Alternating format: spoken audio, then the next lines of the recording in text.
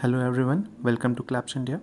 हम सभी जानते हैं कि आज कोरोना वायरस पूरी दुनिया में फैल चुका है और हर कंट्री अपने सिटीज़न और इकोनॉमी को बचाने में लगी हुई है।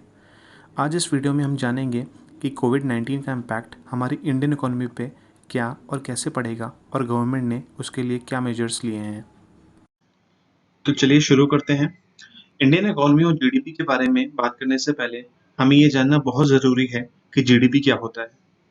जीडीपी ग्रॉस डोमेस्टिक प्रोडक्ट, ये किसी भी इकोनॉमी, किसी भी कंट्री की इकोनॉमिक सिचुएशन को रिफ्लेक्ट करता है और इसे 3 मेजर कंपोनेंट से कैलकुलेट करते हैं: इनकम, एक्सपेंस एंड प्रोडक्शन। फिर बाद में उस कंट्री की इन्फ्लेशन रेट और पॉपुलेशन को भी कंसीडर करते हैं। फिर exports in terms of value को ऐड करते हैं और इंपोर्ट्स को सब्ट्रैक्ट करते हैं। ऐसे हमारी जीडीपी कैलकुलेट होती है। अब बात करते हैं जीडीपी ग्रोथ रेट की।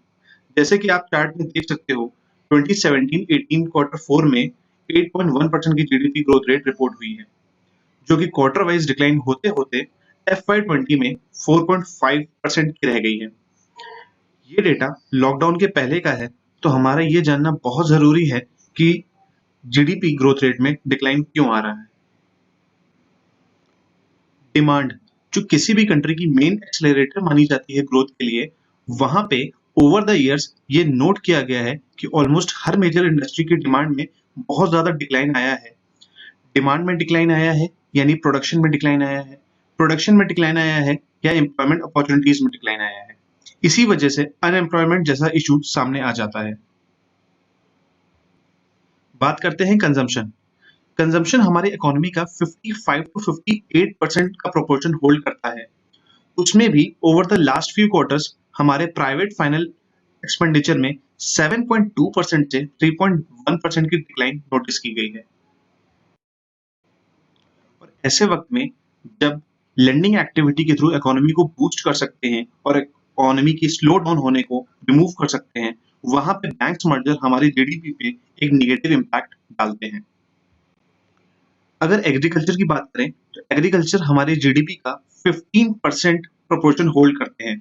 वहां पर नोटिस किया गया है कि कम डिमांड के चलते फार्मर्स को बहुत कम प्राइस पे क्रॉप्स को सेल करना पड़ता है, जिसकी वजह से सुसाइड और इकोनॉमी स्लो डाउन जैसे इश्यूज सामने आ रहे हैं। चलिए अब बात करते हैं लॉकडाउन के चलते हमारे जीडीपी पर क्या इम्पैक्ट आया है।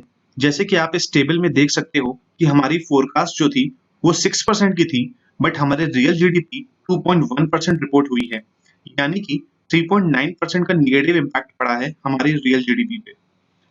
As per report March month में अराउंड 35% डिक्रीज देखा गया है बिजनेस में, सिर्फ लॉकडाउन और स्टेट बॉर्डर्स को सील करने से। अब बात करते हैं उन इंडस्ट्रीज की जो इसमें से इम्पैक्ट हुई हैं।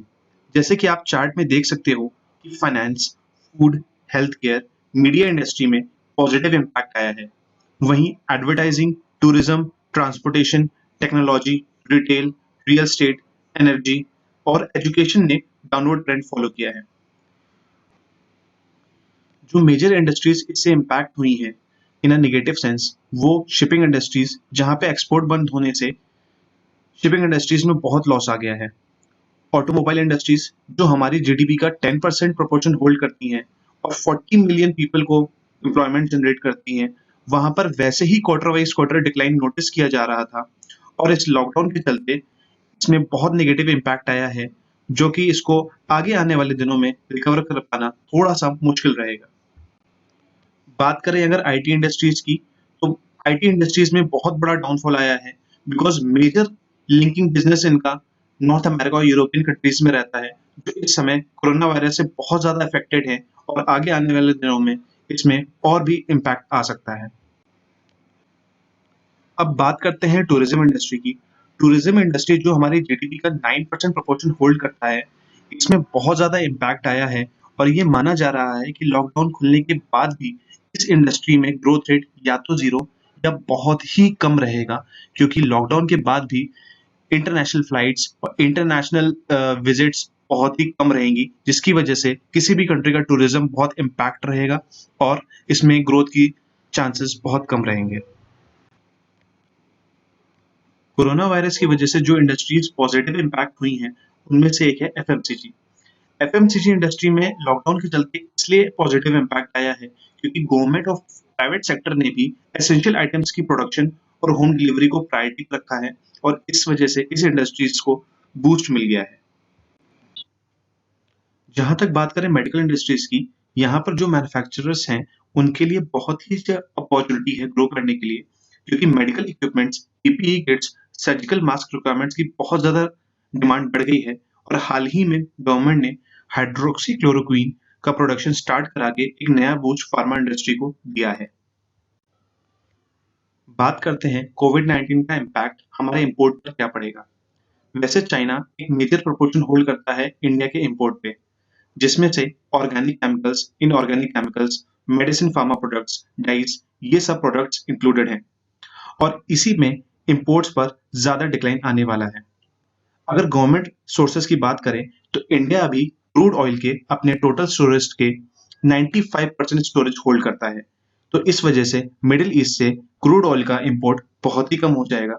वहीं पे यूरोपियन कंट्रीज से कोल में 27% इंपोर्ट का डिक्लाइन आया है। वैसे चाइनीज गवर्नमेंट रिस्पॉन्सेस को देखते हुए इंडियन गवर्नमेंट ने टारगेट किया है कि वो अपने एमएसएमई सेक्टर को डेवलप करेंगी और उनको रिलीफ देके इन हाउस प्रोडक्शन को प्रमोट करेंगी ताकि चाइना से कम इंपोर्ट हो सके। हाल ही में इंडियन गवर्नमेंट ने जापान के साथ भी टाई अप करने का सोचा है, जो कि एफडीआई के थ्रू इंडिया में इन्वेस्ट करके चाइना के साथ बिजनेस को कम करेंगे। अब बात करते हैं एक्सपोर्ट की। As per United Nations, global GDP में 1% डिक्लाइन की वजह से हमारे इंडिया एक्सपोर्ट्स में 1.88% का डिक्लाइन आया है और इंडिया की एक्सपोर्ट इंसेंटिव स्कीम्स जो कि फॉरेन ट्रेड पॉलिसी के अंडर आती हैं, वो भी वर्ल्ड ट्रेड ऑर्गेनाइजेशन के पैरामीटर्स पे नॉन कंप्लायंट डिक्लेयर कर दी गई हैं। इंडियन गवर्नमेंट के लिए बहुत जरूरी है कि वो कुछ ऐसी एफडीआई रिफॉर्म्स को पब्लिश करे जो कि इकोनॉमी को जल्द से जल्द रिकवर करने में हेल्प करे। वैसे लॉजिकली कोई भी कंट्री सिचुएशन नॉर्मल होने पर अपने इन हाउस प्रोडक्शन और इन हाउस सर्विसेज को ही प्रमोट करेगी ताकि वे इकोनॉमी को स्ट्रांग बना पाए और उन्हें एक्सपोर्ट कम से कम करना पड़े। यहाँ पर हम बात करेंगे कुछ मेजर्स की जो गवर्नमेंट ने इकोनॉमी को स्टेबल रखने में और इस लॉकडाउन में इंडियन सिटीजन को रिलीफ देने के लिए इनिशिएट किया है। वैसे तो गवर्नमेंट ने बहुत सारे टैक्स कंप्लाइंसेस और कॉर्पोरेट रेगुलेशन में रिलैक्सेशन दी है। आरबीआई ने बहुत सारे रिलीफ पैकेजेस डिक्लेयर किए हैं और इकोनॉमी को बूस्ट करने के लिए और लेंडिंग एक्टिविटी बढ़ाने के लिए कमर्शियल बैंक्स को बहुत ज्यादा लिक्विडिटी प्रोवाइड की है। यहाँ पे मैंने कुछ मेजर्स मेंशन कर रखे हैं, जैसे फार्मर्स को 6,000 एवरी ईयर अंडर पीएम किसान स्कीम, मनरेगा वर्कर्स को 2,000 पर worker, 200 million women Jan Dhan account holders को 500 पर मंथ। ईपीएफओ से आप 75% बैलेंस अपना विड्रॉ कर सकते हैं अंडर कोविड-19 स्कीम। मिनिमम बैलेंस का कोई चार्ज नहीं लगेगा। आप कैसे भी एटीएम विड्रॉल कर सकते हैं किसी भी बैंक से, कोई भी एक्स्ट्रा चार्जेस नहीं लगेंगे। आरबीआई ने रिवर्स रेपो रेट रिड्यूस कर दिए हैं। नेशनल हाउसिंग बैंक स्कीम के अंडर आरबीआई ने 10,000 का अलॉटमेंट किया है और भी बहुत सारे मेजर्स हैं जो इकोनॉमी को स्टेबल रखने में हेल्प करेंगे। तो ये एक समरी थी कोरोना वायरस ने हमारे इंडियन इकोनॉमी को कितना और कैसे इम्पैक्ट किया है।